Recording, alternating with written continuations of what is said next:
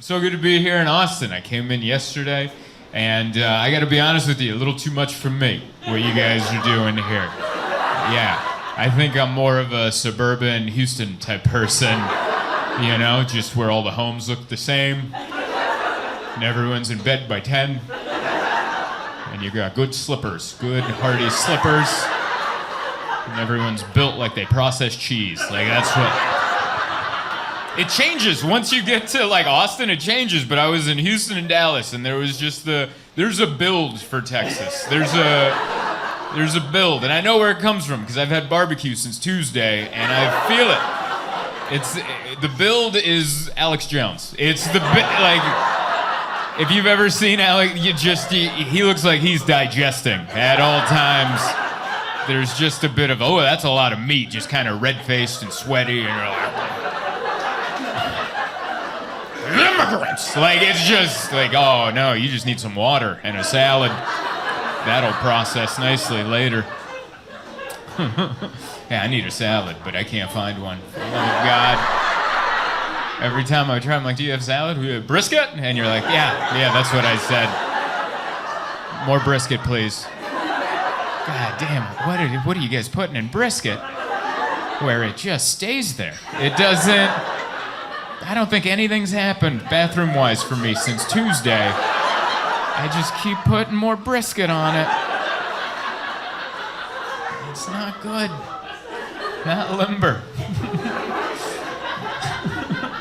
It's just a weird mix. That's a good laugh in the back. Absolutely. Shoot an Uber. Parking's a real situation.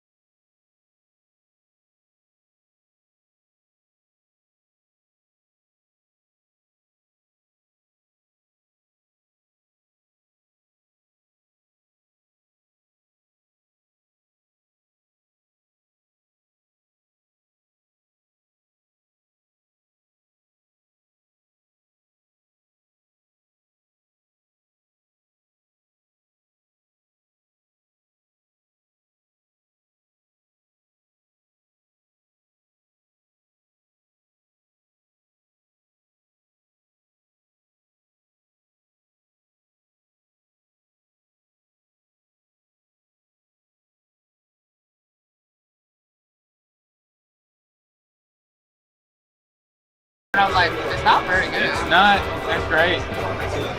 Like, this is way better. Yeah, man, there's a lot of good-ass restaurants here. Yeah. Someone else that's full of brisket. Yeah. Just a lot of meat, a lot of driving. A lot of meat, a lot of driving. Angry driving. Angry. You guys drive like with this, like you feel it as they cut you off. You feel it, like it's this energy of I have a gun and I want to use it today.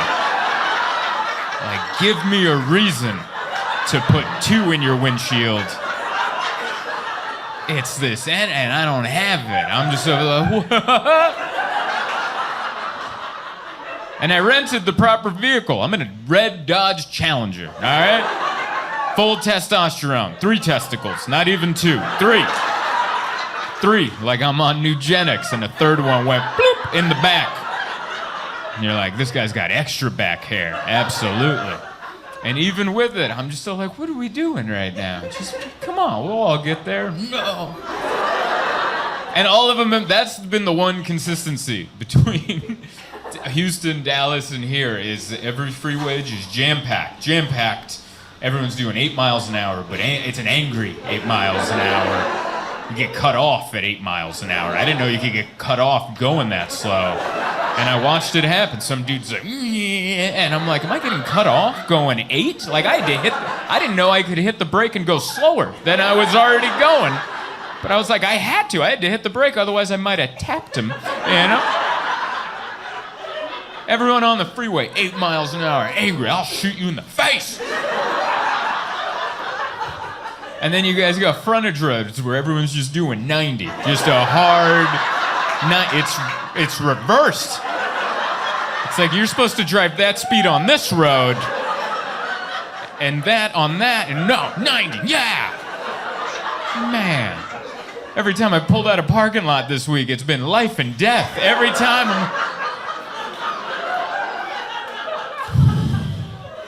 You're like, don't even talk to me, I gotta focus. You can't even take a sip of that Starbucks. You're like, no, I gotta, And when you're pulling into a place, everyone's doing, you can't slow down and then pull in. Everyone's doing 90 behind you. You gotta just Dukes of Hazzard it into that Starbucks parking lot going, I hope no one's walking in that parking lot because I will kill them doing 90. Should I slide across the hood? My third testicle just dropped. How you feeling, Bob? Like $1,000,000. You know what would be a slick pickup line? No. If you were like, we just want to see the boots. Hey, you want to see me knock them? Yeah. And then you throw a kick. So,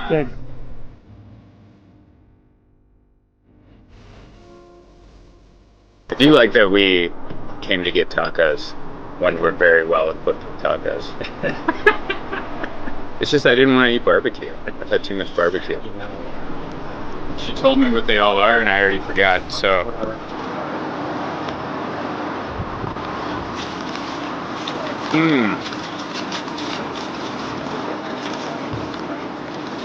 I'm into that. So are the flies. I think this is more California than the classic Tex-Mex. There's no shredded cheese. There's no queso. This feels more California than anything else. It's a good energy. I like what you guys are doing here. Definitely different here in Austin. Austin feels like California without the taxes. A little bit, right? Yeah, you know, I like it. Everyone moved out here. They're like, we want to buy a house. And that's why the homeless people are here. Because they're like, us too? And we're like, oh. Not so much on you guys. But bring that tent, dude. Bring that tent. I know, that one's harder to laugh at. I agree. Because we got morals. I know, we feel bad, but not wrong what I said. So good to be here. What's up, Austin? Late show. We're doing it Friday night. Whoop-de-whoop. I love it. This town is too much for me. I'll be straight up with you. There's too much going on. But yeah, everyone looks like they need a little rehab. Too much. Too much. Last night was my first night hanging out in this town. I was at the Sunset something down the street. And there's people smoking inside. There's people doing cocaine in the bathroom. There's neon lights everywhere. It was like they're just begging that this was 1985. Like, they're like, we want it to be the 80s. We will make it the 80s. It's good. Thanks for coming out to the late show. I'm not a late show guy, man. My goal in comedy is to get to a level where it's 8 o'clock and that's it. Honestly, I'm not all this fun. It looks fun for you. For me, I'm just like, man, if we could just be at home and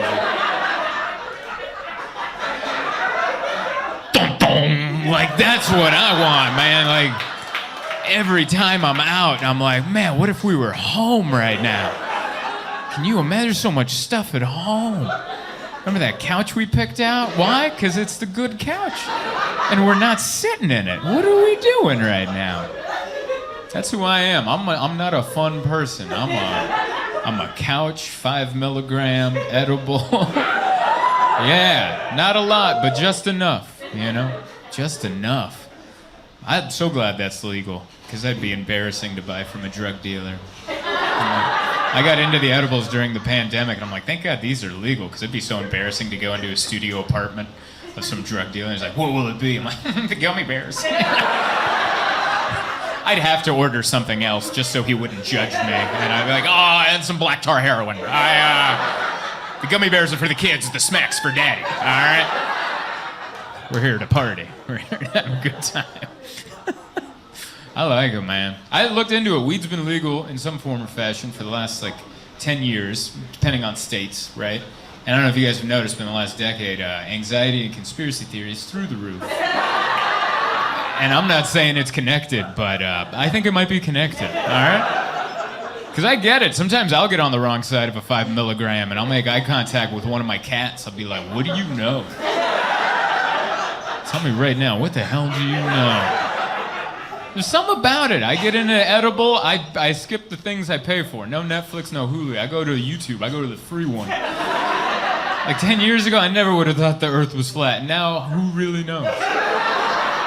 Right? I've had the window seat on a flight. I didn't see it curve either. Right? I like that joke because some people laugh and other people are like, is he serious right now? Like, what's happening? That's where we are as a society, that a person can go, maybe the earth is flat. And people are like, I don't know if he's joking. Actually, it could go either way right now. That's what we do. Go home. Make weird Googles. I remember I was on the couch, 5 milligram clicked in, and I was just playing with my zipper. I was just going, beep, beep, beep. And then I turned to my wife and I'm like, who invented the zipper? And she's like, I don't know. And I'm like, Google it. She goes, you Google it. And I go, I will. And I actually Googled who invented the zipper. Some guy, some dude invented it. And then I went deeper into it. I found the schematics that they sent to the patent office. And you ever do that? You ever look up an invention from 100 years ago and they actually show you how it works? And you're like, man, if you put a gun to my head, I couldn't recreate that. It's like you're looking at it, but you're like, I don't get it. It was like looking into a lava lamp, but you're like, yeah, but where did that piece come from? You know, just blown away. The zipper was a little extravagant. We didn't need a zipper. We had buttons. Buttons were doing great until one brave man was like, my dingus is going to fall out of there. I need something a little more secure. And then he came up, beep. It's an arrogant piece of clothing, the zipper. It's kind of arrogant. It's unnecessary. What do you have down there that needs that much security? It's like those people that have AR-15s. You got to protect my family. And you look at their family, they're not that special. What do you... I don't see a single human being in there that's worth protecting with any of those bullets. I've never said that out loud before, but it felt really good. It felt really good to say out loud.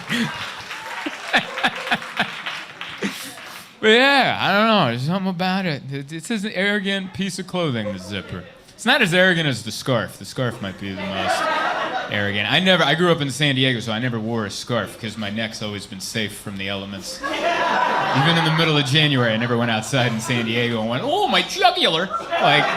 It's always been fine.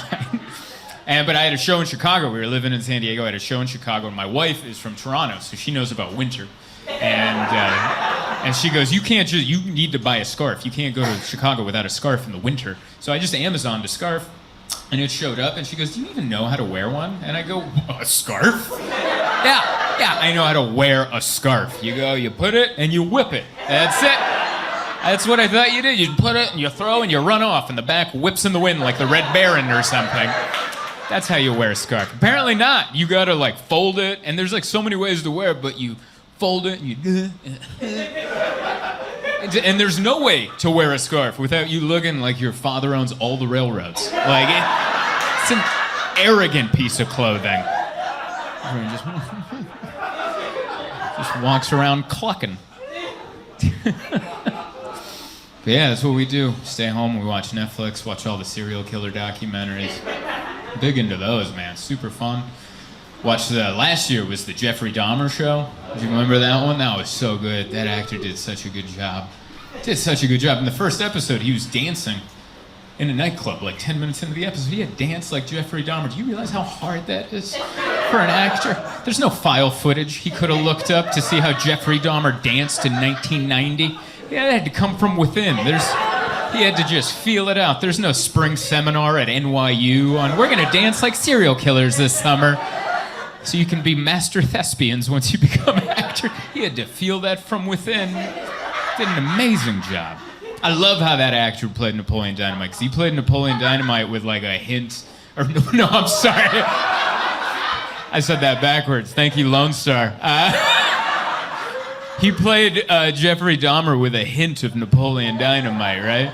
He was like Jeffrey, but it was just a touch of it. Like every time he talked to his dad, like his dad would be like, "Damn it, Jeffrey, get a job," and he'd be like, "All right, Dad, cheese." Like it was just a pinch of Napoleon Dynamite.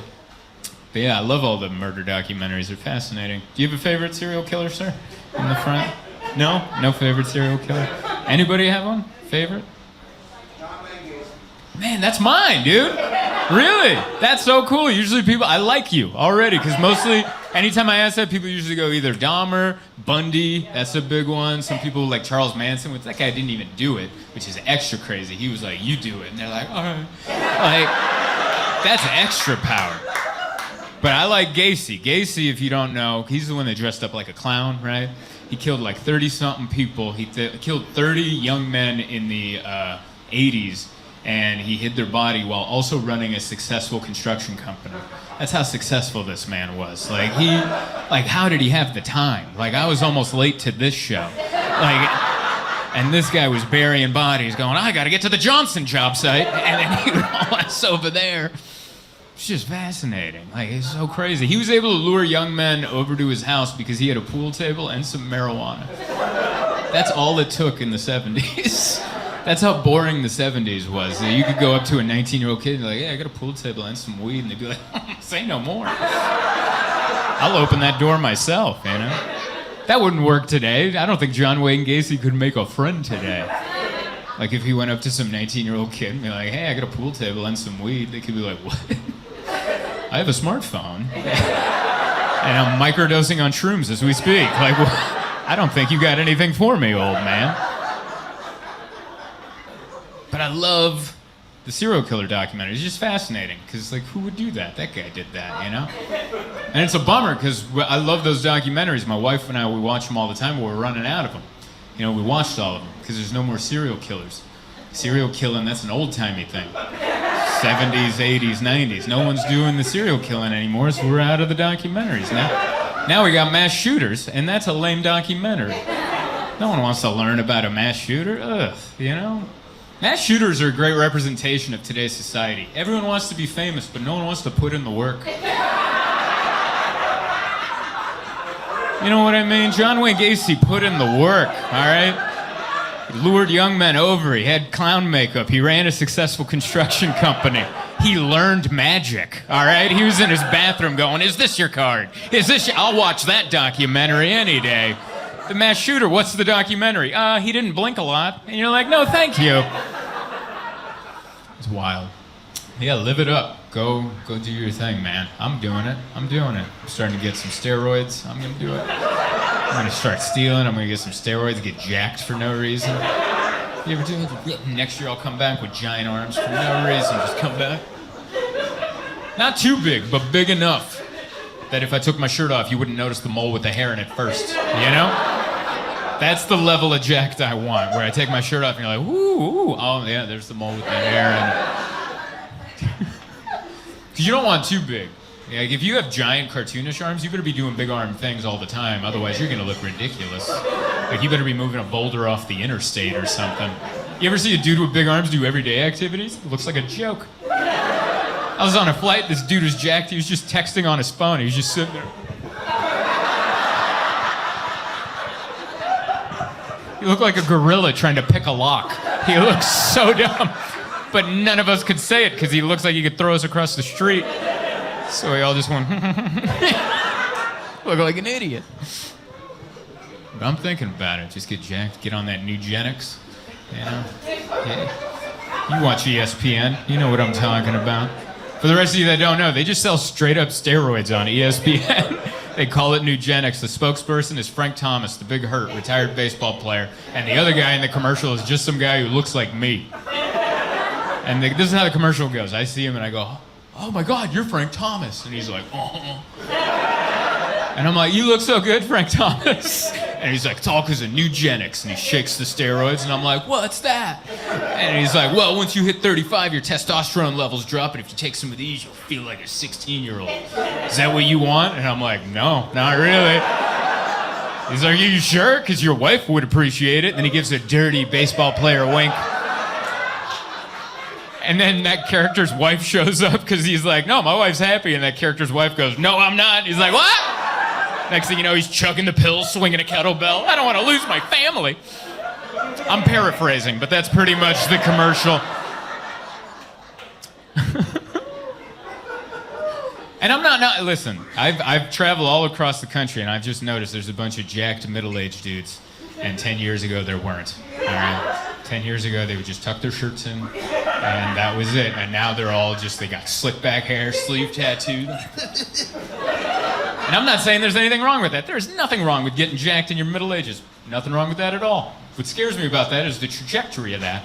Because that means eventually we're going to have ripped senior citizens. And that's terrifying. That's not how we grow as a species, just to have shredded elderly people. Can you imagine that? Just some 95-year-old with a six-pack? Just bam! You like that? You like that? And you're like, not at all. Does that look good? It looks wrong, is what it looks like.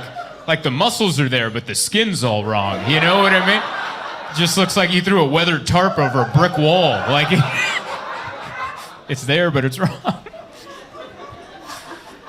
Thinking about it, get some steroids. I don't know. I fly all the time. That's what I do. I'm a Delta man. Yeah, I got some Delta people here. Yeah, platinum medallion member over here. Hell yeah, what you at? Or do you have, what's your status? Silver? All right, yeah, you shouldn't even talk to me. All right? I'm kidding. No, I'm kidding. I'm kidding. You'll work your way up. Just keep at it. One day, you'll be next to me and the other platinums. And maybe one day you and I will both be diamonds and we'll really be crushing it. But the best part is you get free upgrades, because I can't afford a first class ticket, but I can afford to sit in the back like 100 times. So if you fly enough, they bump you up to first class, which is great. But sometimes they bump you up to Delta Comfort, which is still cool. But the last time I flew, they put me in first row of Delta Comfort, which sucked because my entire viewpoint was just first class. It was weird. So I got to see them get everything I don't get. They just had a giant bucket of snacks and everyone got it, and then it came to me and they're like, whoop, all right.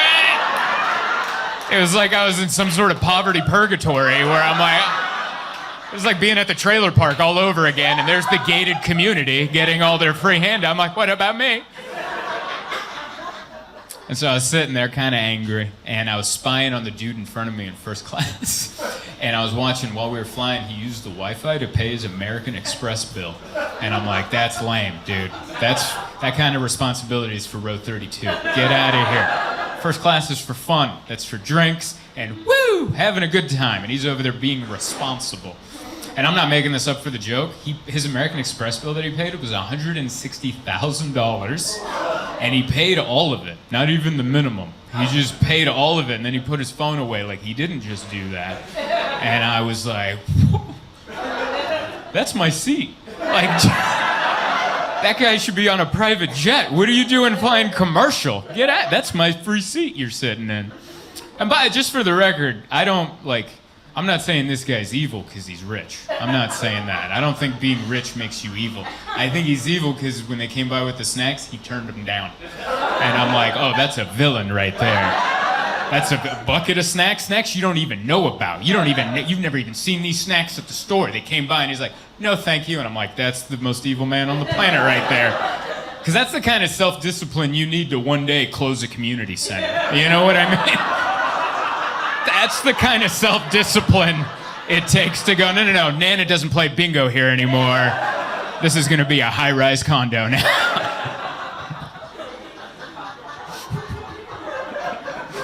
Hey, thank you so much for watching my video. I hope you enjoyed it. I hope you liked it, shared it, subscribed to it, hit the notification bell, do all the things YouTube makes you want to do. Other than that, I wanted to let you know that I'm constantly on tour, so go to my website, zoltancomedy.com, and see if I'm coming to a town near you. Thank you kindly. Make some noise right now for the very funny Zoltan Kaszas! Have fun, buddy. Thank you. Thank you. All right, thank you. Thank you. I feel like I came in too early. Didn't it? I should have started walking from further back. I could tell it. Ah, damn it. I knew it. I was in the back too, and I'm like, they're gonna play a little ditty. Don't come up too fast, because then you're just gonna stand there like a piece of shit. Don't do it. And then I was trying to feel it out, and I didn't feel that out at all. I was like, this is the right time, and it was the wrong time. I tried to feel that this entire evening. I wore the wrong shirt, let's be honest. Take a look at everybody else. In the audience, on stage, look at everybody. I wore the wrong shirt, all right? I look like I should be parking cars outside right now. People going, bring the RAV4 around. Because I do the jazz show all the time, and I'm like, I even thought of wearing the blazer. I have a blazer that doesn't fit. I have one that doesn't fit, because you ever buy a coat at H&M, and you're like, that's how wide my shoulders are. And then you go home, and you're like, we're not using the buttons. All right. We're not using any of these buttons. I'm just going to have a... You can't eyeball a coat, you know. You got to put that on. Anyway, I do like how quiet it gets. It makes me very uncomfortable. You guys have had a really good job of that. Just a big like, ha ha ha, and then when it's over, wow. I'm just standing up here with the band. That's the scary part too, because I've been watching the show in the back, and I'm like, you know, if a joke doesn't land, there's also, like, you have faces behind me that can let you know that they also didn't enjoy the joke. You know what I mean? Like, that was one of my fears in the back. I was like, if I tell a joke that doesn't land and you guys are like, that was mediocre, but boy, did the band not enjoy it. That's why, like, you guys are in a band, you guys are used to working together. Oh, you were about to join. See, I'm not. God. Play a little something. Blow into it.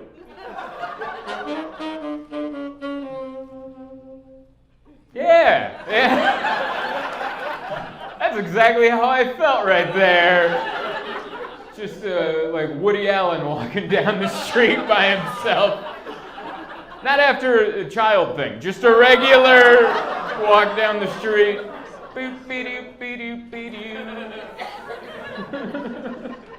And I like the type of jazz you guys played tonight. Like the other times, the other jazz shows, I don't know if you guys have been on other jazz shows, but it was like nerdy jazz.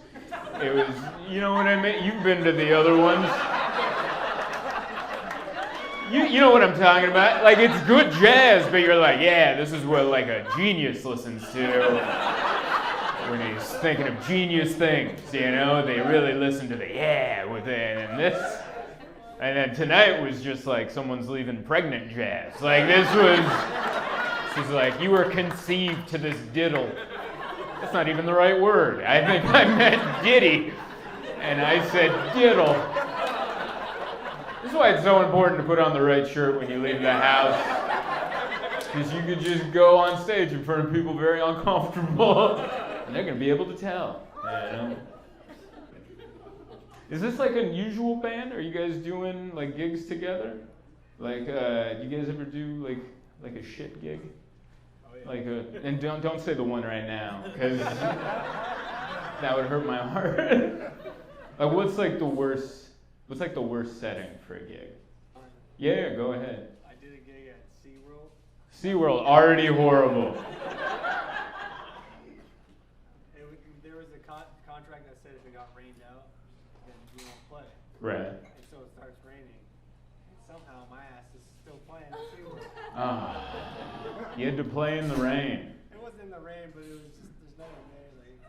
Like, No audience is worse than rain. Because you can play a badass guitar solo with the rain coming down and women will take their tops off. But with no audience, there's no tops. I've done that before. I used to perform at colleges. I used to walk around, I used to tour the country performing for college students. And boy, if you wanted to feel bad about yourself, have a room full of 18-year-olds stare at you while you tell them about the rent, you know? But yeah, I remember one time I showed up at this college in Pennsylvania near Pittsburgh, and I showed up and there was like 10 students in a small room waiting for the show, and the young lady running the show, she was like, Can we wait 10 minutes? Because I think 10 more people are coming. And I'm like, yeah, let's wait. We waited that 10 minutes. 10 more people did not show up. And in fact, those 10 people left. So now there was no audience. It was dry though, you know, it wasn't bad. And she goes, I'm so sorry you don't have an audience. She handed me a check and she goes, you can go. And I'm like, never apologize for this. This is amazing. And so the next night I'm in somewhere else in Pennsylvania and I walk in, it's a similar situation. This one's a giant cafeteria that goes on forever. And there's a stage with nobody there and there's like 2 students studying way in the back. And then I'm like, this is gonna be great. They're just gonna hand me a check. I'm gonna go get drunk at the Marriott. This is wonderful.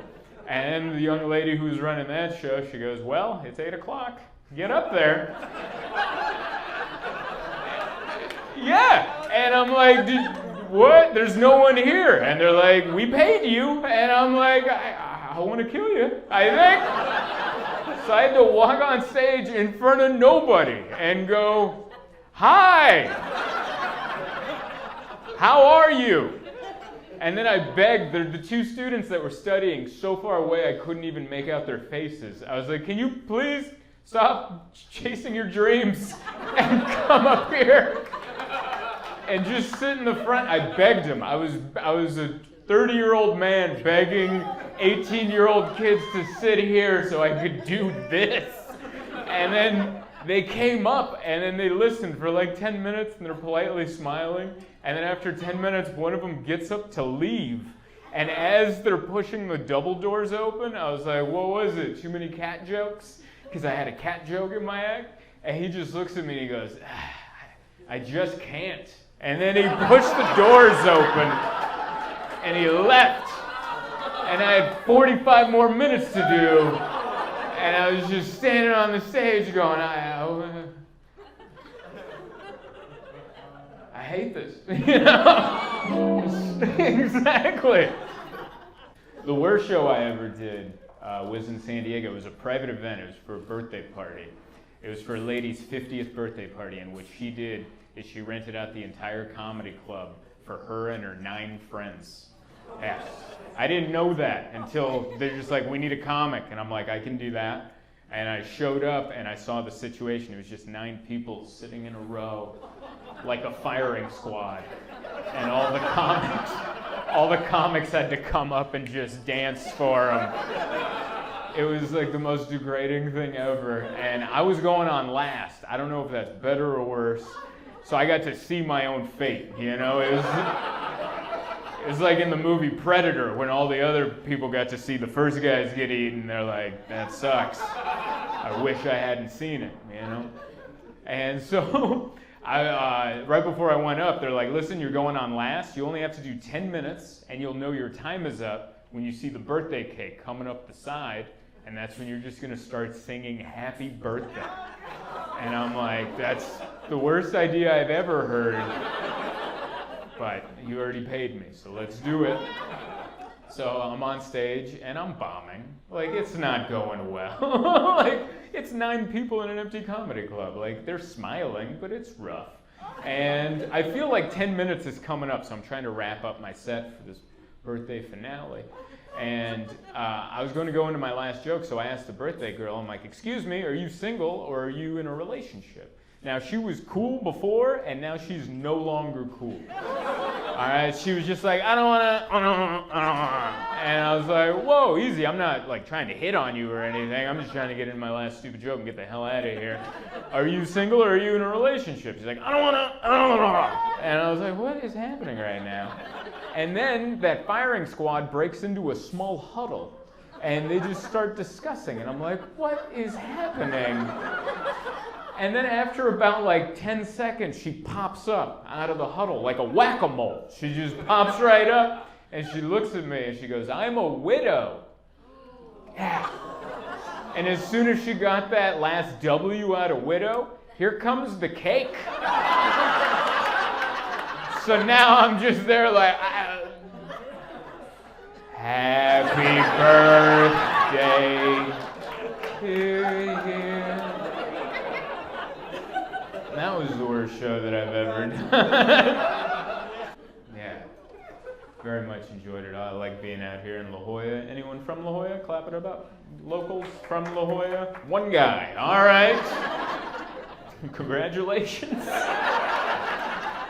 You're doing great. You know? You were one of your ancestors. Someone killed it. Pulling it off. Thanks for coming to join us. There's more than I expected, I'll be honest. Hey, I like coming up here. I just look at the mansions and I'm like, they could make inflation go down.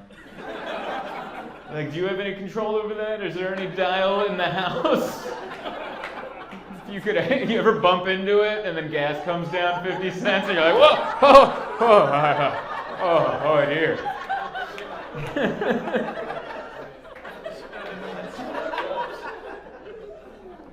Drummer's on his phone. That's how that bit's been going. I looked back to make eye contact and I'm like, all right, that's where that's at. You're fine. I know, we took a dip. I know. I talked about Biden. I couldn't feel the temperature of the room. Pulled it back with the trailer park. Saxophone guy's not making eye contact with me anymore. It's all going south. I wanted to, is that an alto sax? Tenor. It's a tenor. All right, I took a guess with the one sax that I knew. I played alto sax in the middle school band. Not well. Like, I joined the middle school jazz band because they came and played for my elementary school. And like, there was a kid that wore a hat with sunglasses indoors, and I thought that was the coolest kid I had ever seen. And I'm like, I'm joining the band because my father's a musician, and he left when I was a baby, classic musician. So I never met him. But my mom told me, hey, he played the violin. He was more, not so much jazz, but more like classical, like Hungarian folk. You know, very cool brand of music. You know, not as cool as the jazz you heard tonight, but it's up there.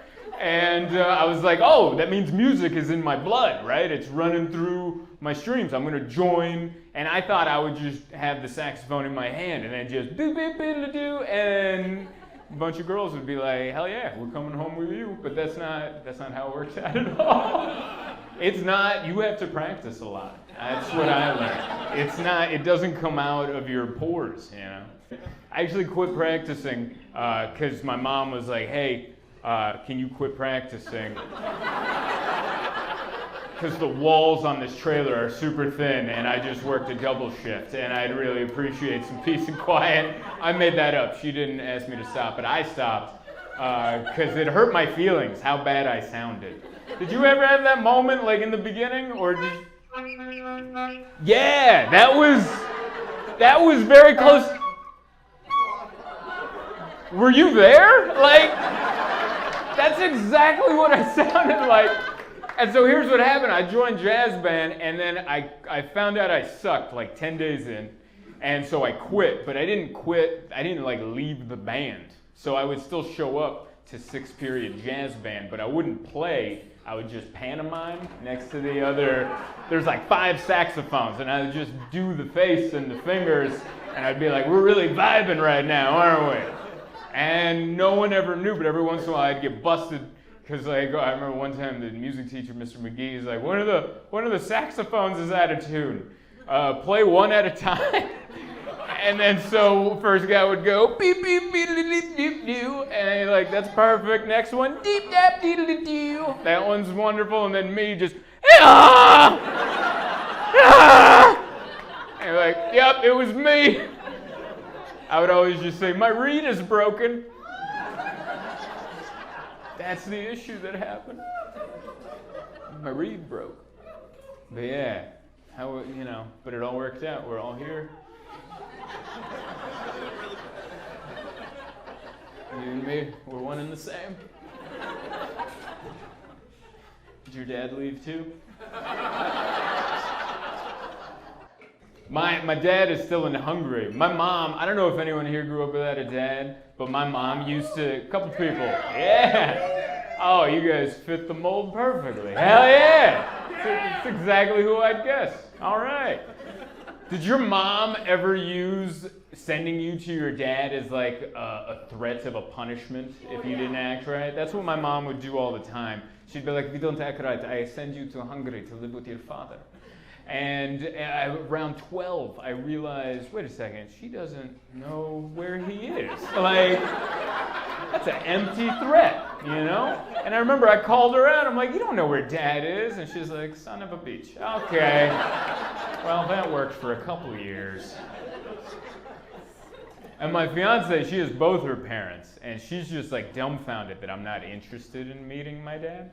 She's like, aren't you at least interested to know what he looks like and talk to him? And I'm like, no. Because I never like met him. It's not like he left when I was 5. I never met the man. And now if I met him, it would just be awkward. You know, it would be like a Tinder date, you know? It's like we're just getting to know each other. And plus, he probably doesn't speak English. My Hungarian's horrible. So we're going to have to, it's going to be like a 90-day fiancé situation. Where I got to be like, why did you leave? And I'm like, I'd rather not know the answer than have to go through that, you know?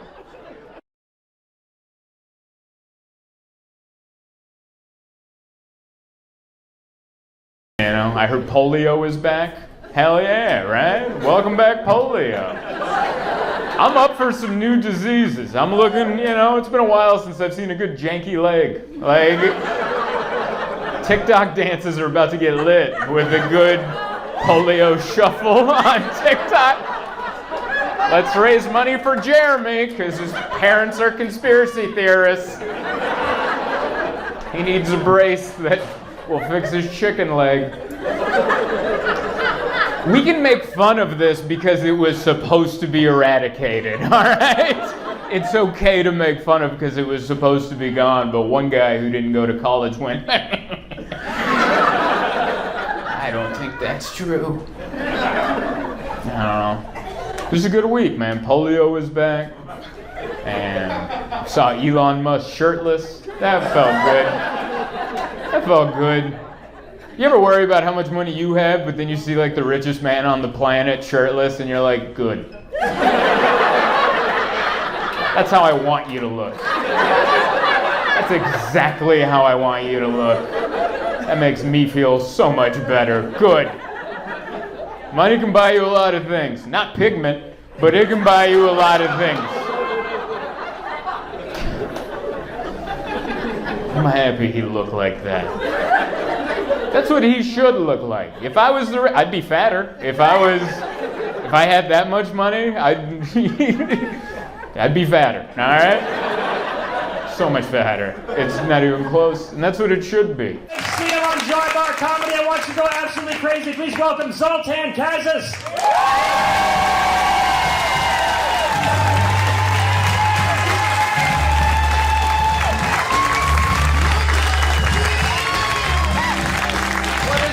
Everybody. Stood up. Thank you. That was so respectful. It felt like an ex-president right there. That gentleman stood up and clapped for me. Oh man, I'm kind of nervous now. Like I don't want to let that guy down now. Good Lord. Thank you, everybody. One more time for Jeremiah and Bob. Make it loud for them. So nice to be here. This is my first time here in Eugene. I've missed Eugene, Oregon on all my trips, and I'm glad it worked out. I've done Albany, Oregon. I've done that. That is how the show went. I've done that one. I was at a bowling alley, and I stayed at the Phoenix Inn next to the adult shop right off the freeway. Exactly, yeah. That hotel came with the gig. In case you're wondering, like, why'd you pick that one? That's the one we wanted to pick, yeah. And then they gave us free drinks and said, drive on back. Don't worry, it's not like the state troopers station is right next to that hotel. But yeah, that was the first time I was like, that had to be 15 years ago. That was so long ago. That was back when you could have hired me for a bowl of soup. And I was just trying to be a comedian, and somehow I got this booking at a bowling alley in Albany, Oregon. I think I paid $400, and I'm like, yeah. And I got a buddy of mine. I was like, come with me. He's like, I'm coming. And he opened for me. I think they paid me $400, and that was for me and him. That was the entire show in one room that we shared at the Phoenix Inn. And we drove in a Honda Civic from San Diego, California, all the way up to Albany, Oregon. That was, once you pass, like, San Francisco, it starts getting all just, it was like moments where a buddy of mine is asleep, and then you're tired, and then you just see a semi-truck kind of weave, and you're like, oh my God, and then I'd weave, and then he wakes up, like, what happened? I'm like, nothing, man. I didn't want to tell him, you almost died. I didn't want to tell him that. And then I had those moments on that side. But yeah, that show didn't go well. I remember that. It was just a bar in a bowling alley. No stage. It was just a corner. And they had one amp and a microphone. And the bartender was in charge. Have you been to this show? You're from you know this bowling alley. So you know I'm not making any of this up. So we show up, it's just a mic with a mic stand and one amp. And the bartender goes, you start the show there. And my buddy had to start the show. And before we showed up, he's like, hey man, I brought a knife. And I was like, what'd you bring a knife for? He's like, just in case things get out of hand, I brought a knife. And I'm like, okay, that's good. That's probably a good idea. I was a young guy. I was like maybe 21. I don't know anything. And I was like, yeah, a knife's probably a good idea. And this guy was a 30-year-old alcoholic, so I'm like, I'm in good hands, you know? And I remember he did well, and then it was my set. I was headlining the bowling alley. And I had to go up there, and I immediately offended people because I said, I was like, well, we drove up, and it was a bunch of farmland. Your cows are looking a little thin. And that's all I said. I was like, kind of some methy-looking cows out there. You notice how that got a laugh? That's kind of a funny thing to say. Who calls cows methy, right? Like, I was like, that's a fun little thing to throw out there. And I just remember a guy in overalls going, your cows in California are full of steroids. Like, he was angry. And then the crowd started to turn on me. And by turn on me, they were never on my side. I just mean like it was more not on my side. And then I didn't know what to do, and I'm like, hey, just so you know, my buddy Joe has a knife in the back. In case any of you country bumpkins decide to get upset. And my buddy Joe was like, what are you saying that I did? So now everyone's eyeballing him, and I honestly don't remember the rest of the set, but they didn't kill us. So it must have gone all right. Do they still do comedy at that bowling alley? All right. I'm actually happy to hear that. I am happy to hear that. Maybe my show was the last one. They're like, we don't need to do this. The good people of Albany, they don't need this. And then I got a speeding ticket on the way back. And that cost more than $400. So I immediately lost any kind of money. I don't even know what the profits would have been with gas and food and driving up from San Diego, but whatever those profits were, they were dashed. And I remember my buddy tried to warn me. He's like, hey man, I've been through Oregon, and their speed limit is 65, and they drive it. And I was like, all right. And then I'm on the freeway, and everyone drives it. You guys do follow the speed limit. But we had just had a bad show at a bowling alley. I just wanted to get home. We had like a 17-hour drive or whatever to get back home, and I'm like, I stomped that. And as soon as I got it up to 80, it was like a windy little thing, and then there was a cop, and we made eye contact. And I was like, no! And he pulled me over. I didn't even have an argument. He came by, you guys have the troopers with the hat, with the belt on the back. That's impressive to hold a hat on. You're like, no, I just need a belt over just my head fat right back there. Just strap it onto my head gut, and that'll keep it in. And he came by and he goes, do you have any idea why I pulled you over? I'm like, I was going fast. And he's like, why were you going so fast? I'm like, I just bombed at a bowling alley. I was just trying to get the hell out of the state. That's all I was trying to do. I'm glad we get another swing at it. This is already. I like Eugene. Eugene's way better than me. No offense. I mean, no knock on anyone who lives there. It's nice down here. I like it. Because, like, the further south you go, is this like the last city in Oregon before it just becomes Medford? Like, is that right? Because I've also worked Medford a lot, and you know, Medford's the only town that I've told them, I'm like, hey, your town it's kind of a butt town here, right? And they were like, what are you talking about? Like, usually when you travel, like even in Albany, I was like, hey, you guys kind of have a little count town here, don't you? And they're like, yeah. Like, they understood who they were, you know, they understood where we were, they understood what was going on. But in Medford, it was like, what? How dare you? We vacation in Medford, how dare you? And they're like, we're not, no, you're talking about Grants Pass. Grants Pass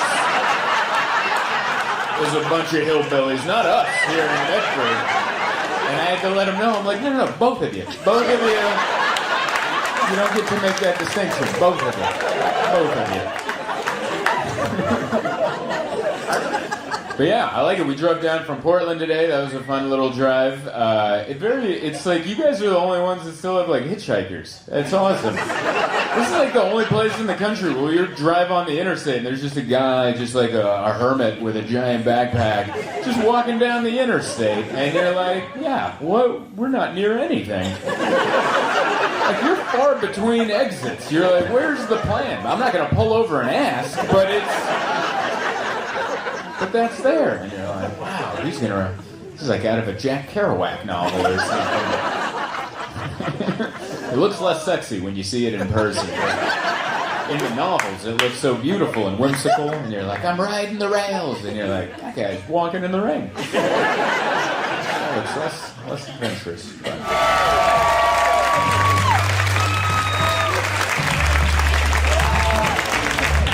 One more time for Jeremiah, everybody. That's awesome. I told him, I'm like, man, it's a hot crowd. And he's like, no, it's me. I was like, that's a good line. You had one in the chamber ready to roll, man. So good to be here. Thank you guys for coming out on a Sunday. We're here. Eugene. It's beautiful, man. It's my first time here. And I don't know what's going on, but I like it. All right? I got to learn a little bit about Oregon because we started in Portland. And I've been through Oregon plenty of times, and I pretty much learned that, like, this is the last town you can go to before it just becomes Medford for the rest of it's the last one. And I've done many shows in Medford, and oh boy.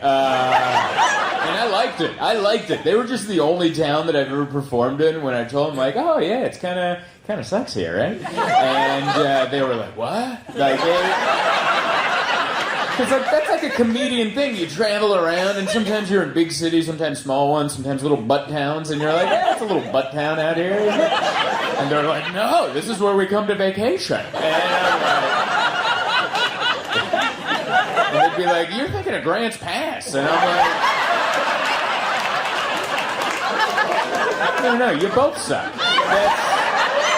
It's both of you. Like, what are you talking about?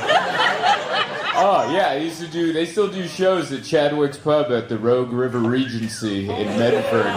Yeah, if you're ever there, get a room there. I've seen the police there a lot.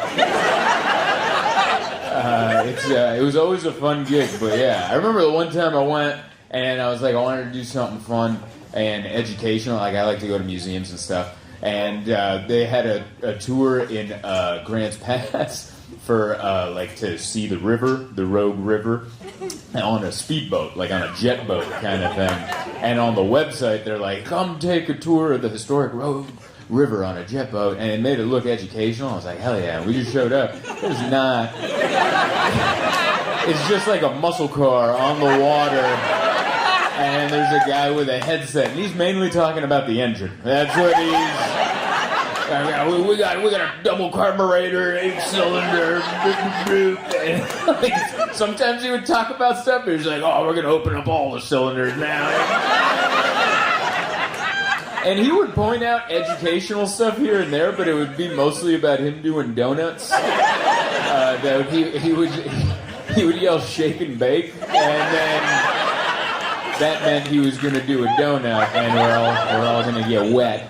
And so it was bizarre. He'd just be going like, hey, oh, do you see there's a bald eagle right there? Everyone get your cameras out. Just get a picture of that bald eagle. Everyone get that picture? Yeah? Shake and bake! And then we'd go a little bit down further and be like, oh, you see that bridge right there? That was built in like 1852. Lewis and Clark walked over it or something. I don't know. And get a good picture of that. That's a good bridge right there. All right, ready? Shake and bake! Do another one. And then I remember it got sad. There was a moment where a little girl started crying in the front of the boat, and he was like, what's wrong? What happened up there? And someone's like, she got stung by a bee. And you're like, oh no, don't worry, I got an ice pack. And he just passed up like a bottle. It was just a can of Bud Light that he had in the cooler. And like, he called it an ice pack. And I'm just watching this can of Bud Light go to the front of the boat, and they just held it on this little girl's arm for her bee sting.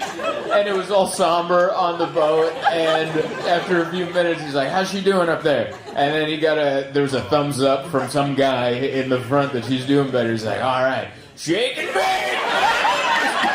One more. And so yeah, I like all of Oregon, but there's all these, there's all these different parts. I'm still trying to get the vibe of Eugene. This is where Nike started, right? Nike? All right. Is that okay? I like it. I brought it up, and you guys were like, we don't talk about that. All right. You guys were like, I didn't know he was going to make it political. I don't even know if Nike's political, but you never know these days. I like Nikes. I wear those. Thank you. You guys are so jazzed for a Sunday. This is so interesting because we did this is the Late Show, by the way. I do, the Late Show started at 6:30 or 40. We did, and then we sold it out, and so that we added a 3. They're like, you want to add a 3 o'clock? And I was like, is that legal? And they're like, yeah, we can add a 3. People showed up, like people like canceled their naps. And canceled their afternoon naps, and they're like, let's go. You just pointed at 2 nappers. I love that. Like, I was gonna take a nap, but I knew that I wouldn't wake up in time. I love people that come to see me, because that's, like, I was in Portland on Friday, and we did 2 shows there, and the late one started at 9:45, and so it was very late, and I know my people, and I told them, I was like, next time I come back, this 9:45 show will do it like 4 p.m. And the entire it was a theater. Like I just yelled charge at January 6th. There's a guy dressed like a yak, and I'm like, where the hell did that guy come from? That's what my people, we'll charge for a 4 o'clock show. Right, let's do it early, man. Hello, this is Zoltan Kaszas, and the year is 2025. Isn't that crazy? Isn't that mind-blowing? If you were just sent in from the past to the future, and this is how you're finding out the year, I'm sorry to be the bearer of bad news. What the hell am I talking about? The point of this is I am on tour all year. It's what I do. A bunch of cities. I'm very excited to hit them all. If you'd like to see if I'm coming to a town near you, go to my website, zoltancomedy.com. There also might be a link in this video, maybe right over my eyes. I don't know what the editor is going to do with this. It could be in the description, what have you. But if it's not, zoltancomedy.com. Hit the shows tab, go down the list of shows, see if I'm coming to a town near you, and come see me so I can continue being a comedian, and I don't have to go get a job where I'm a horrible employee. I've been told many times by numerous bosses. So please come out and see me and keep the dream alive. It's nice to be here. I don't know, Memphis, I've been here for like like I said, 3 days. When I first mentioned that I was coming here, I asked for recommendations, and a lot of people gave me recommendations, like as far as what weapons to bring. There was a lot of like, do you own a gun? How about a knife? Brass knuckles? Anything. I had one person that just wrote, don't come. That was one of the recommendations that I got from Memphis. Was don't do it. And I came anyway, and guess what? I loved it. I went to Beale Street, and people are like, watch out on Beale Street. And I was like, why? I like a sense of danger, okay? I don't want my traveling to feel like I'm walking down Main Street in Disneyland, where I'm just like, which by the way, Beale Street, not that far off from Disneyland, there was a guy selling turkey legs.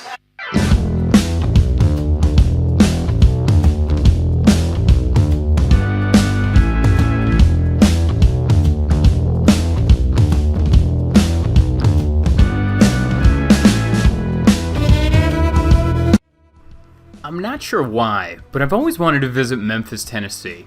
I don't know if it's because of Elvis, or Jerry the King Lawler, or that movie Hustle and Flow that I watched a million times. There's something about the city I've always been drawn to. And I finally got the opportunity to come check it out because I got booked for a college show in Jonesboro, Arkansas. And I don't know if you guys know anything about college shows, but they can get weird. Mesozoic era. Mesozoic era. We're doing it together. The Mesozoic era. More on that later. The most important thing you have to find when traveling to a new city for the first time is a good coffee shop. If you don't, you're going to end up at a Starbucks all week. And not that there's anything wrong with Starbucks, but when I go to one when I'm traveling, I just feel like I might as well be wearing a Hawaiian shirt and cargo shorts while gnawing on a turkey leg next to my sunburnt family. The good news is we found Vice and Virtue. Hipster, nice decor, not too pretentious. I mean, the barista is dressed like a train conductor, but he was polite about it. And the coffee was good. Made me go boom boom anyway, and at the end of the day, that's all that matters. Also, they had good food. I mean, look at this avocado toast. Yeah, there's actually avocado under that giant ostrich egg. Damn it, I love the South. Alright, let's talk about this college show. Alright, college shows, it's not like performing at a comedy club or a theater or any other kind of venue. Comedy at colleges is a whole different beast. Usually it's a show put on by the activities department and they try to wrangle some kids together. And sometimes it gets weird, alright? Like this show at Arkansas State University in Jonesboro. By the way, everyone was super hospitable and sweet. This show got moved outside thanks to the Delta variant. And so, if performing for people that are, 15, 14 years younger than me isn't hard enough, I get to perform outside where I'm heckled by cicadas. It's a situation. This is great. Thanks so much for coming out. Clap it up. I just want to hear you. We're out in the middle of nowhere. Clap it up. These jokes are going to echo through cornfields tonight, and I feel like they should hear some laughter so they don't know. So the farmers know it's not just a lunatic with a sound system who's just yelling nothing into the ether. This is also my first time doing comedy where I'm being heckled by cicadas. So this is new for everybody. Classically with comedy, when you're doing poorly, there's like a cricket, and now they're like cicadas. Those are way worse, actually, because they don't care if a joke lands or not. They're totally buzzing the entire time. Oh, did I mention there's a DJ? They had a DJ on stage, and, we made the best of it. Perfect. I don't know if you can mix in what you did with Kevin, but if you find an opening, feel free to throw in the how do you do's, I like it. I feel like I want you to migrate in and play some, but at the same time, I don't have the rhythm to work with it, so I know it wouldn't work well. For this, you need one-liners. You're like, and then I said, hey, that's my mother, and then ba-ba-ba-ba-ba-ba, and, that's not the sound, but, you come in with that, but my stories are meandering, there's no time for him to jump in. Renegade, renegade, renegade, renegade. I like that. I think I figured out why I'm not on Netflix. I need that. I need to hit a punchline and then just hip-hop. Also, what was that just flew by? That is part of the South that I don't like. You guys have insects that the rest of the world thought died like years ago. I can't even think of the word extinct. That's the word I'm looking for. It's been a while since I've been to school. But yeah, you guys have insects and bugs where I'm like, what the hell is that? And my fiance's like, is it poisonous? I'm like, I'm not even sure it's from this era. Looks like it's from the Mesozoic era. Got him right back. Mesozoic era. Mesozoic era. We're doing it together. The Mesozoic era came after another era. Don't know what happened afterwards, but it's the Mesozoic era. All right, there we are. That was the most I know you guys are laughing, but no lie, I've been on this planet 34 years, and that is the coolest I've ever felt for 4 seconds. And then, like any bit that's working in a tough situation, I beat it like a dead horse. That's all right. I'm going to accept my curved spine because I'm body positive. Hit it. So body positivity. Curved spine. My vertebrae hurt. I don't want to stand up straight because it hurts my spine. Body positivity. Hit it. Your face is at receipt. Body positivity. Your face is at receipt. It's not working anymore. This bit was funnier the first time, but I'm going to keep doing it because, all right, there we go. I'm definitely hitting it way too much, I can tell, but it's the thing that's really made me feel good. And really, this is a selfish art form. This is about me more than it is you. There it is. It's something I don't care. I won't be Backstreet Jones, girl. Not because I don't like you, but it's in the middle of nowhere. If I'm here, something broke down. All right? That's gorgeous sunset. Look at that. The sun's going down. It's almost like the sun is setting on my career. Ugh. There's only one way to celebrate that kick in the nuts. Ice cream. Thankfully, we were down the street from a place called Andy's, where they have frozen custard. Custard is like regular ice cream, but for fatter people, I think. I don't know. I think it's made for the heat that is in the South. They put extra heavy whipping cream in there so it doesn't melt before you're able to get it in your jowls. Like these people in front of us in line.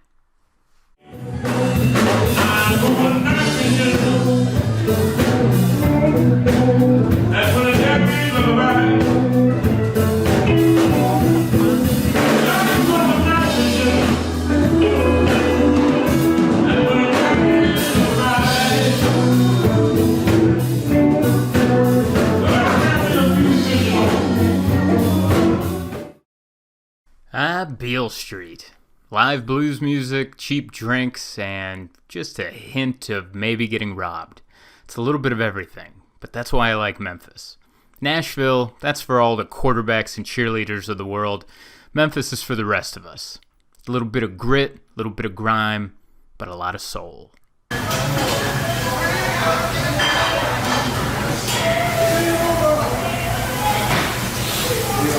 How was it? Alright, I can't film anymore. Memphis isn't just blues, booze, and barbecue. I mean, look at this big dumb park. This is Overton Park, just a few minutes out of downtown. Pretty much looks like, what's that big one in New York? You know the one. Central Park. This is like their Central Park. It's pretty nice. How you feeling out here, Zoltan? There's a lot of bugs.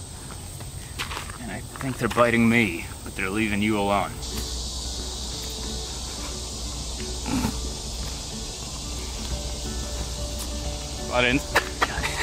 They like my eyes. I don't know what's up with these Memphis insects, but they don't even want to like suck my blood. They want to just get out of my ear. They want to like ears, nose, eyelashes. They just all in this situation. Will you just bite my shins like a regular bug? Oh, what was that? Did you see that? Like a prehistoric pterodactyl just flew in front of us. It's a beautiful park. It's just, you gotta drink some bug spray. Or one of those beekeeper outfits. This is a good place to dump a body. Just putting it out there. This is how much of a nerd we are. You're filming me filming the Mid-South Coliseum. Like I said, this building was a huge home to pro wrestling. Every Monday night, 10,000 wild fans would be in there to watch Jerry the King Lawler battle Bill Dundee and Andy Kaufman and whoever the hell else. And they're probably going to tear it down, so let's go take a look. I don't think we're allowed to be here. I don't think so either. We look like such tourists. We are. We are tourists. I mean, you have a camera. I'm wearing a hat. Look at this hat. This is the most tourist hat ever. Alright, we can go.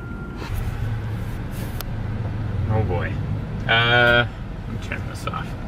So, this is the fun part of setting up your own shows. You're kind of in charge of everything. So I booked this venue like a month ago over a phone call. No emails or anything. And I never followed up to confirm. We just confirmed it over the phone. I sent him an email with the ticket link. I'm talking about the guy who runs the venue, by the way. And I should have followed up like a week ago, make sure everything's still a go. I haven't done that at all. Tried calling him today. No answer. Trying to reach out on all the social medias, no answer.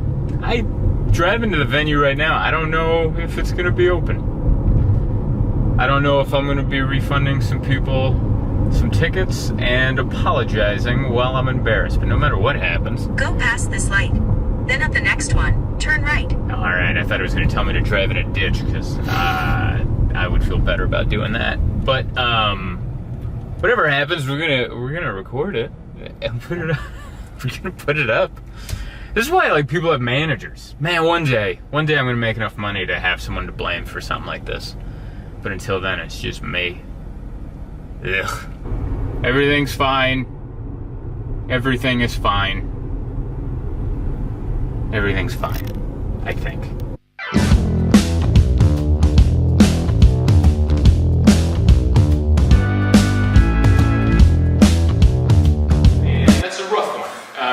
Repeat my name every time I meet somebody. They're like, oh, at the barbecue place we went to, the guy asked for my name. He goes, what's your name? And I'm like, Zoltan. And he said, no. That was his response. I've never had that happen before. Yeah, we went out to Jonesboro, Arkansas. Got eaten by mosquitoes. We did the show outside. Hey, I was on stage with a DJ. You guys know my comedy. No DJ needed. But we had a DJ in the back that would just throw in some hip-hop drops, and I'd be like, we played with it, we had fun, you know? I got scared by a cicada. It happened.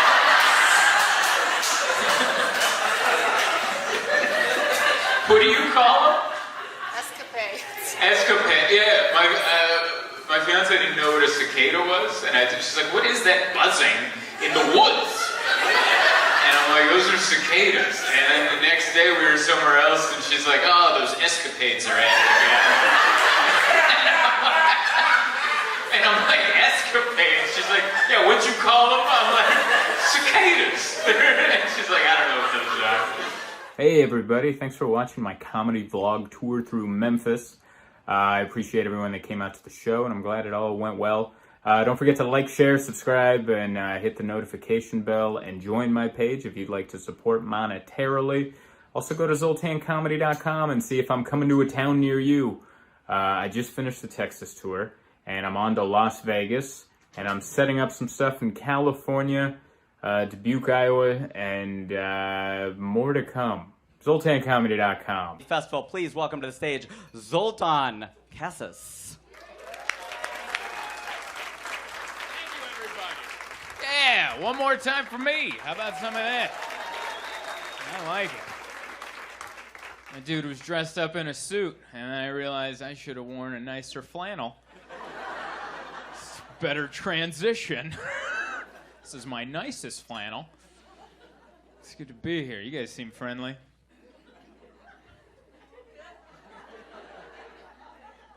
You guys get over the debate yet on Sunday? Is everyone over it? I'm not. That was quite the event. That was like 90 minutes. After it was done, I had this urge to just buy canned food and bottled water. Anybody else? Like I felt the need to stock up.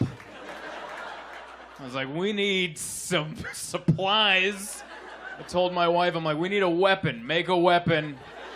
Sharpen something. This is not going to be good. We need to go into the caves. We need to get into the mountains so we can have a lay of the land. We need a vantage point.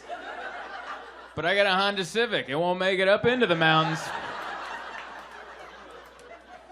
That thing, that whole debate was terrifying. The moderator, he kept saying, your time is up, your time is up, your time. He said it so many times. I'm like, I think he's talking to the country.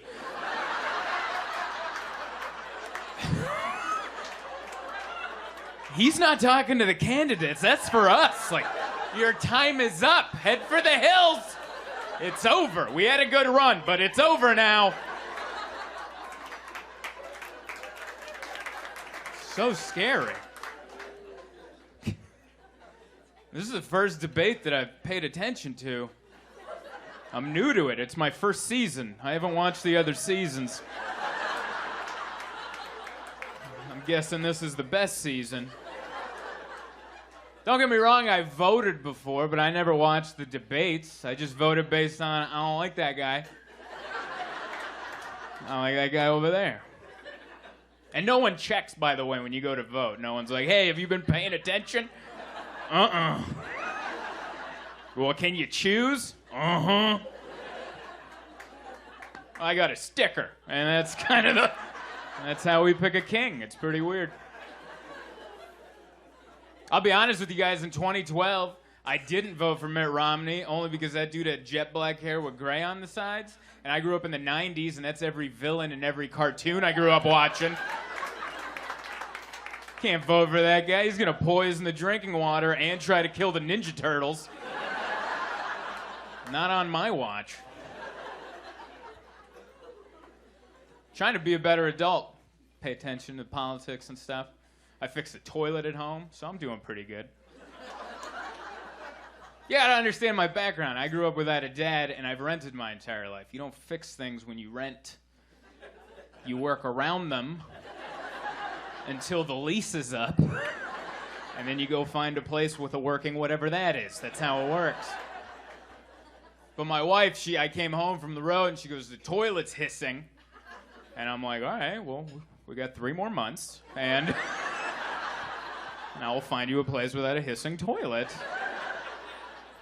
She said, nope, you're going to go fix it. And I go, why me? Why automatic? That's sexist to just pick. Neither of us know how to fix anything. Why do you think neither of us know what to do with that Stanley tool set your mom got us for Christmas. Why do I have to go in there?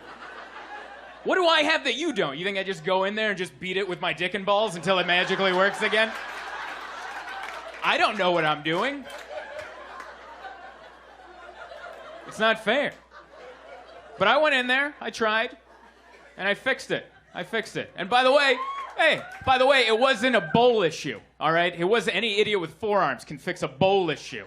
I was working in the tank. That's the motherboard of the toilet. People make a living off of working in the tank, all right? People go to community college and put food on the table by working in the tank. I don't know if you flipped a tank open recently. That's still how we get rid of the grossest things in our lives. Have you looked in there? It looks like an erector set from the 50s. It's so archaic. Or it looks like, remember the game Mousetrap? That board game Mousetrap? That's what's in there. You hit the lever, a marble comes down, then a Jolly Green Giant flies over, then a flap opens up. I didn't understand how it was working. I couldn't make sense of it. I was just staring into the tank, and I could see my own reflection in the water in the tank, and I was hoping for like a Disney moment. Like maybe the water will ripple away, and there's my dad staring back at me like, adjust the float, son. And I'm like, oh, thanks, Dad. And then he ripples away. That's what I was hoping for. But that did not happen. I had to go on YouTube. I had to watch a YouTube video. Yeah, that someone else's dad made. And put on the internet to help me out. Wonderful. I've been trying to lose weight. I exercise because he called me fat on the internet. Yeah, I got a YouTube video up. I don't know who leaves comments on YouTube videos. They might be the devil. This one comment, they just argued over how fat they thought I was. That was the whole comment section. I swear, this one guy wrote, he looks like my fat uncle, Uncle McFat. That was a real comment somebody left. Somebody's like, the world needs to know. And even if someone writes something nice, someone will take it away right away. Like this one guy wrote, he looks like Johnny Depp. And I was like, ooh. But before I could enjoy that, someone underneath wrote, looks like he ate Johnny Depp. I don't think those people realize when you leave that comment, not only do I read it, but sometimes I read it while laying in a hotel bed alone and very far from home. And that's my last connection with people before I try to sleep for the night. I'm just laying in bed going, he looks like my fat uncle. Uncle McFat.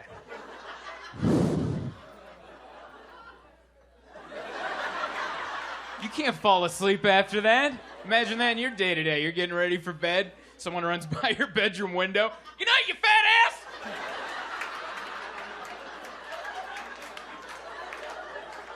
Who did that? Was he talking to me or you, baby? Who was that guy talking to? One of us won't be able to sleep tonight. So I exercise. And we travel. I love to travel. I was recently in Portland, Oregon, one of my favorite cities to go to. Love that city. Weird people out there. That's what they're known for, weirdness. I was at the train station in Portland, and I came across a young lady who I hope was on drugs. You ever meet anyone like that? We were like, ooh, I hope that's not permanent. I hope that was a decision. I hope you decided for this to happen. I hope you're having a great time. You're scaring the rest of us. I was walking. This is what she was doing. She was leaned up against like a street sign. She's doing this right here. Just going, and I'm like, which drug is that one? Because I've done a couple of them. I've never done that one. Anyway, I'm trying to walk by while she's doing that, and she goes, "You look like Jesus." That's what she yelled at me. And I said, "Thank you." And I kept walking, because you don't slow down for that. You don't inquire further, like, ooh, let's talk some more about this. No, you go, oh, thank you for reminding me. I don't walk fast enough. Let me put a little extra step in my giddy up. I got to get moving. And then as I'm walking by, she goes, "Throw me a blessing, Jesus." That's what she yelled. And I'm like, gee, can't let my children down. I got to throw her a blessing. What if this is a big day for her? This is where she turns it around. That's when I remembered I don't know how to throw a blessing. I've never seen one thrown. Is it underhand? I've never seen it done. I had to think on my feet. This is what I came up with. I just went, "You got it." And I pointed at her. That's how I threw my first blessing. I just pointed at her face. I don't fit in. I try. Like, I like new things, but I get upset about the culture around them, if that makes sense. Like, I love craft beer. Anyone else like craft beer? It's delicious. I like it, but I don't like the culture that goes around it. People that are all snooty, like, oh, do you taste the mapley oaks? No, not at all. No, I just like it better than Bud Light. That's why I'm drinking it. It gets me drunk fast. Oh, do you taste the mapley syrup? The brewer had maple syrup for breakfast on his pancakes, and he had some on his fingers. Did you taste it in the batch? No, not even close. They always have some story. These hops were grown in the Appalachian Mountains, and they were tended to by a hermit with an inverted penis, and he would put all the hops on his back and bring... I do not care. I am just drinking some beer. Thank you very much. Hey, guys, that's been my time. My name is Zoltan. Thank you very much.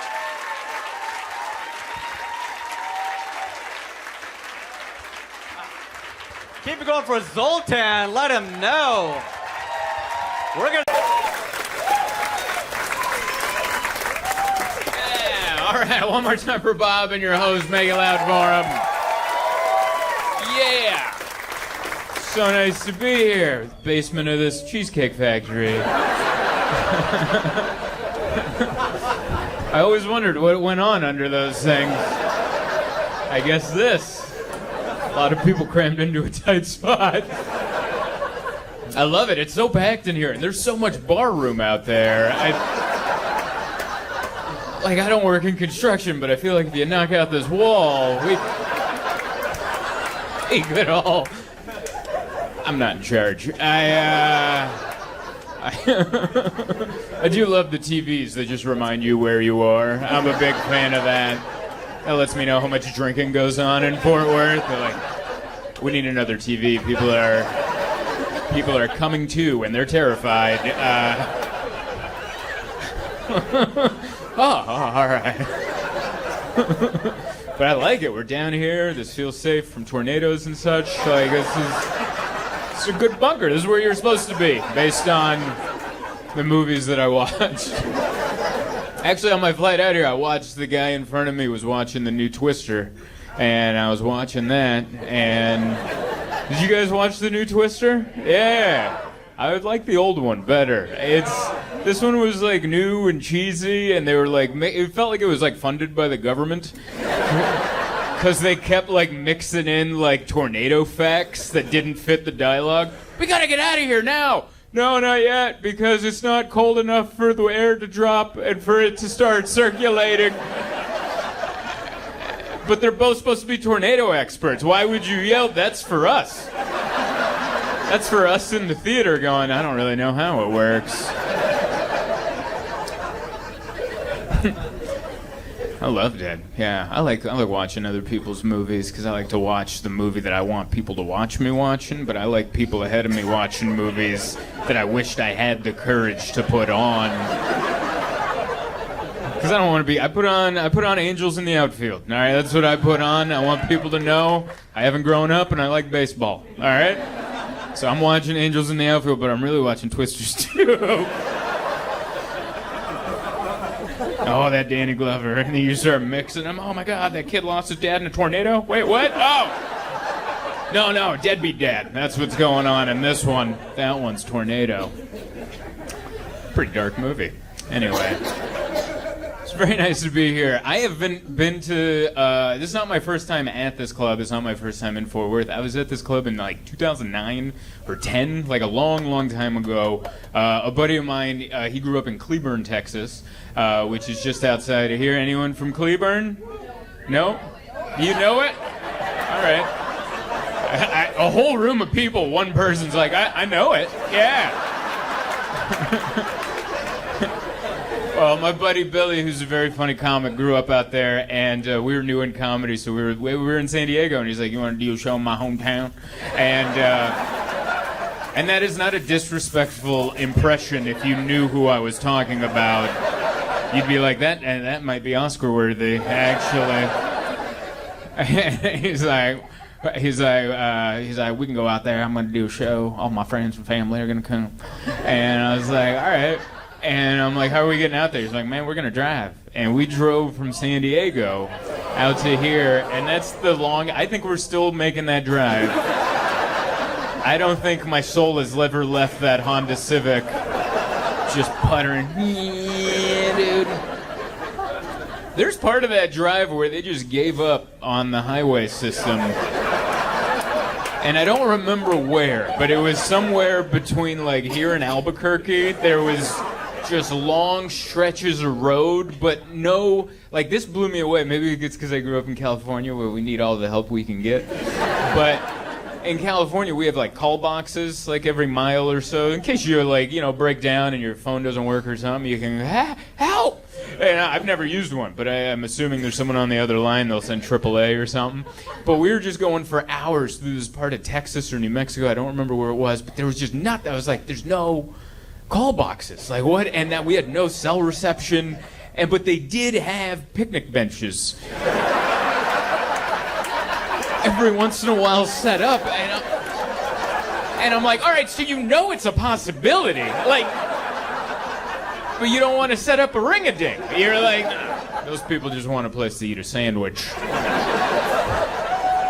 They're not gonna need to call anybody. Oh. Yeah. But yeah, I'm happy to be here. I flew in from San Diego this morning. It's nice. It's where I live. We just moved back. We used to live in New York, but I grew up in San Diego. Made it for San Diego person out there? Dude! You went to high school with me? Let me get a good look at you. What's your name? You look so familiar. Give me a name, buddy. Spencer! Dude, not only high school, like elementary school, too. Middle school, too? Yeah, you used to wear glasses. I used to wear glasses, too. Hell yeah, dude! it. You're looking sharp, dude. I like it. I like it. You traded in the glasses, now you got a badass cowboy hat and a beard. Making me feel a little inferior, but all right. Yeah, it's too much head. I can't. That sounded dirty the way I said it. And I didn't mean it. I meant that purely in cranium facts. Thank you so much for coming out, man. I have so many questions, but I have to save them for later, I guess. But yeah, we just went back, and we're very happy to be back in San Diego. We made it a year and a half in New York, and my wife hated it, and I loved it. But we both have a vote. But they're like electoral votes, she's Texas, I'm Delaware. You know what I mean? Like it's not the same amount of votes. And truth be told, she was right. Like she's like, why? She's like, it sucks out there in New York, and I'm like, I loved it because I was also on the road. I do this every weekend, so every weekend I leave to another town and I come back home. So I was like barely in New York. I'd show up on like a Monday and have a bagel, and I'm like, oh, New York's great, isn't it? And then my wife's like, not really. I'm like, what's that? See you later. And I'm off to another town, and I'd come back. I'm like, let's go look at the Statue of Liberty or something, you know? And so she's like, we have to leave. And I love the press conferences. And then they have like the sign language interpreter next. Is that what you do? Oh, you might be able to answer this. All right. So like every time I watch these press conferences, the sign language interpreter during the press conference is very like, why? It's like, it seems a little much. Like it seems because I've been in public where I've seen people communicate in sign, like at a restaurant. It's very subtle. It's like a little baseball signal, you know. It's not. It's little, you know. It's very subtle. But they're over there like for the press conference, and I've watched so many of them. It honestly kind of looks condescending to the person talking. It's like the mayor's like, we have help coming. He says there's help coming. Like it's like a little, doesn't it? It's like an eye roll of like, check out his boots, you know, like, because no one knows. That's the one sign language person. There's no one checking. So is there a reason you guys are more animated during the press conference?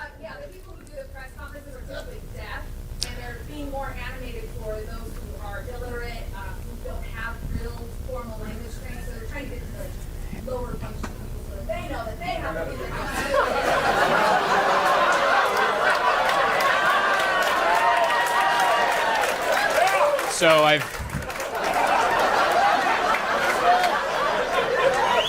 really wish I didn't ask. I feel so bad now.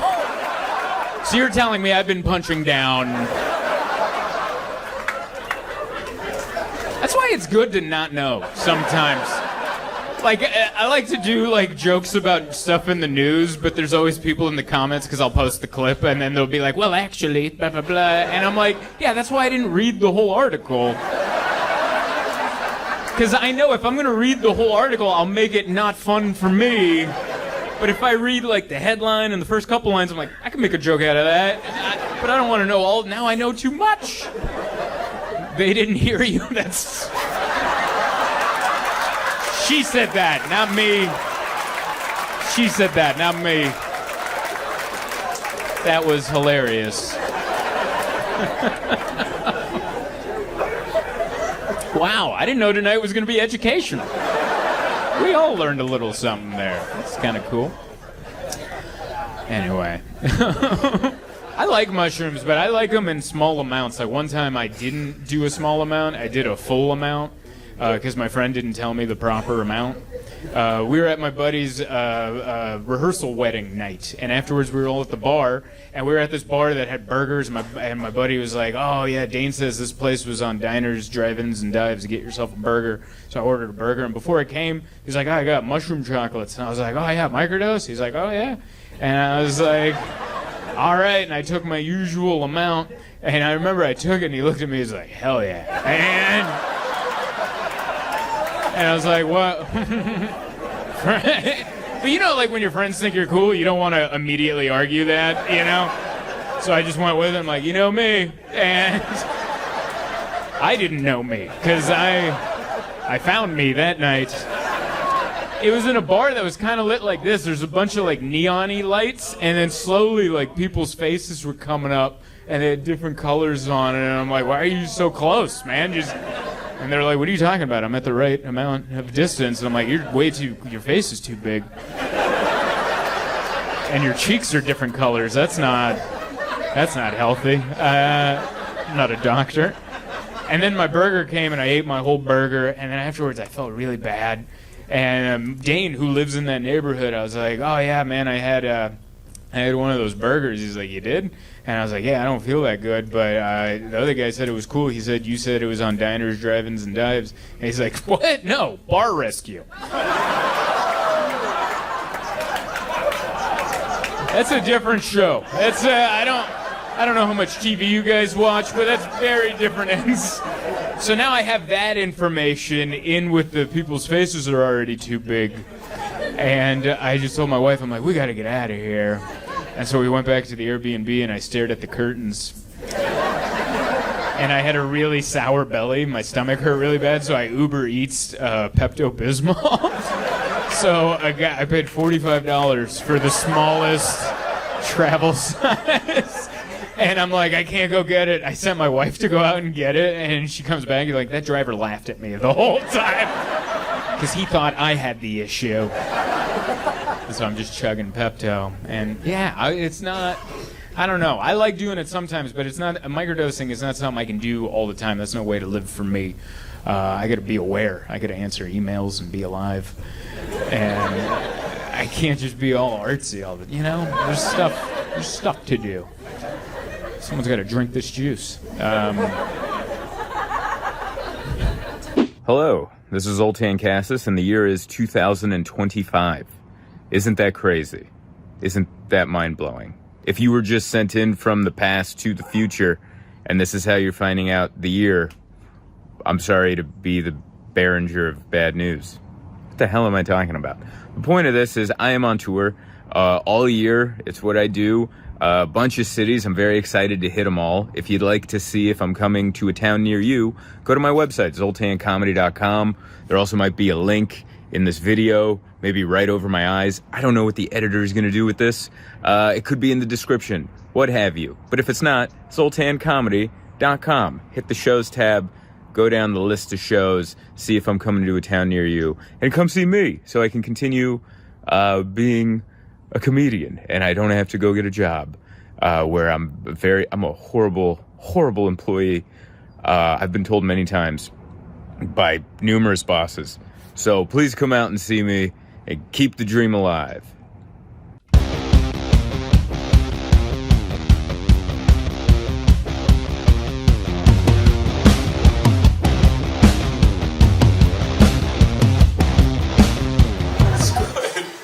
So nice to be here. This is great. This isn't my first time in Tucson, but it's my first time playing in a haunted house. So that's pretty exciting. That's where my career is at right now. You know, last night I played in a basement in downtown Phoenix, a desert area that shouldn't have a basement. And they had a basement that we went to through an alley, and tonight we're in a haunted house. This is great. It's wonderful. I love it. By the way, big fan. I love it. This is exactly why, I like hipsters. This is what they do. You know? Like, most people would look at this and be like, tear it down. Tear it down. We're going to make a sharp-angled condo out of this. And not hipsters. Hipsters are like, we can turn this into a hotel. And a music venue. And a bar. And another bar. and a coffee shop, and a bar. More bars. What if you could drink everywhere? Exactly what they did. And I love it because everyone who works here is an authentic hipster. They're not the fake ones who just got the ears for no reason. You know, they weren't trying to fit in. They got them. They're real hipsters. Like, they're polite and not polite all at the same time. That's a real hipster. Real hipsters have customer service and bad customer service in the same sentence. That's how it is. We checked in, they smiled through a mask. I could tell because the crinkles in the eyes. That's how you can tell when someone smiles with the mask on. And they're like, welcome, and here's the rules. But polite, but rules, and then I'm like, I have a question, and he was gone. So it was like a mixture of welcome and unwelcome, and I like that. That's probably how this place was in the 30s, you know? I think it was nice when John Dillinger showed up here. I called him Don Dillinger because I had one cocktail. That's where I'm at. I'm a lightweight. I'm not eating any bread, so all it takes is one cocktail. You ever not eat bread for a day, and then you're like, oh, I get drunk from sniffing a drink. You need that bread, just so good. But yeah, it's nice we're staying at the hotel, my fiance and I. We didn't know anything about it, other than it's a cool-looking old classic building. And while we're in the room, it's just a tiny room with a bed and a little desk. It looks like someplace like Bukowski got drunk and wrote, you know? That's what it looks like up there. And I'm like, ooh, this is artsy. And then we sat down and then quickly found out there's no plugs. There's no, do you need to charge anything? Well, then you don't. All right? I'm telling you, you don't. There's no plugs. And then she's like Googling the hotel. She's like, this place is cool. And she's like, oh, it says this is one of the most haunted places in the entire country. And I'm like, huh? And I go, how haunted? And she's like, well, there's like a Wikipedia page for like each room, pretty much. And she starts going down the room numbers, going, yeah, you'll wake up with a lady on your bed on that one. This one will lock you in the bathroom. And she's like, I'm waiting for our room number. That's all I'm waiting for. And I'm like, because there's no, you know what's worse than being in a haunted house? Is being in a haunted room. Because where do you go? You know? Like, it's not, there's no like, oh, maybe that's just a shadow. There are no shadows. You're in a small, everything's here, you know? You just gotta run out of there. That's terrifying. There's no TV. That's usually my defense. I've stayed in places that I assumed was haunted. I stayed at a hotel in Aiken, South Carolina. And I walked in, it looked old, and I asked the lady behind the counter, she's a very nice southern lady. And I was like, when was this place built? She's like, it was built in 1898. And I was like, wow, that's pretty old. I'm like, is it haunted? She's like, well. And I'm like, I'm looking for a hard no right now, man. I'm looking for a stern, you're fine. And she gave me a very loose, well. So that night, I spent the entire night with SportsCenter on the TV, because in my mind, that will keep the ghosts away. In my mind, the ghosts will come by like, oh, he's still watching sports highlights. We'll have to catch him later. There's no TV up there. They're gonna know. Yeah? They're gonna know. We're just ready to be terrified. I wonder, it must be fun being a ghost. You know, because it's not always just scaring people. You just get to watch people when they think they're not being watched.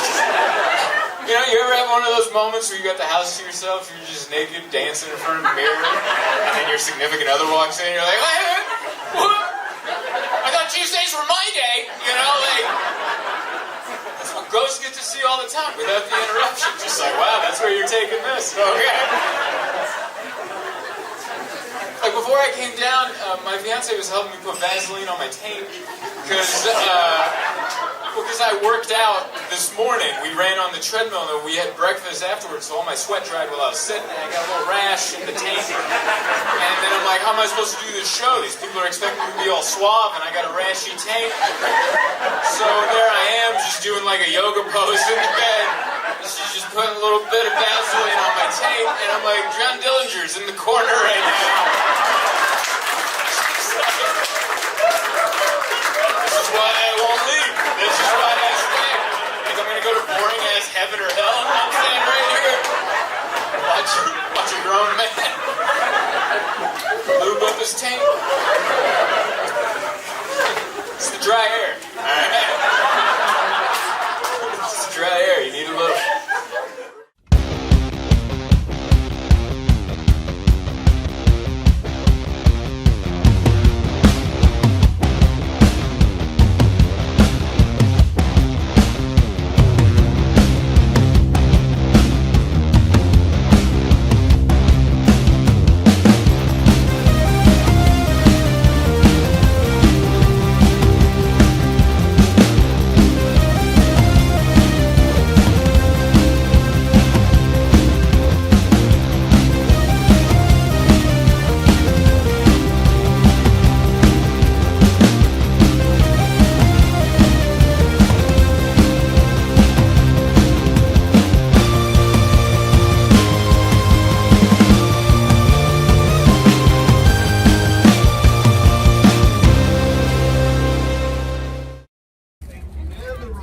And the food's here. So I went to a therapist, and we've been talking about my depression, which I think I have a healthy level of depression. I have enough depression to keep me humble and likable. And I think that's good. You ever meet someone that could use a little depression? You know, one of those people, just one of those carpe diem people, just like, every day's an opportunity. You know? You could use a parking ticket or something. Just to bring it down a little, man. I have a healthy amount of depression. Like, I would never kill myself, but I would like to die naturally soon. You know what I mean? Like, I want no part in it, but if it would, you know,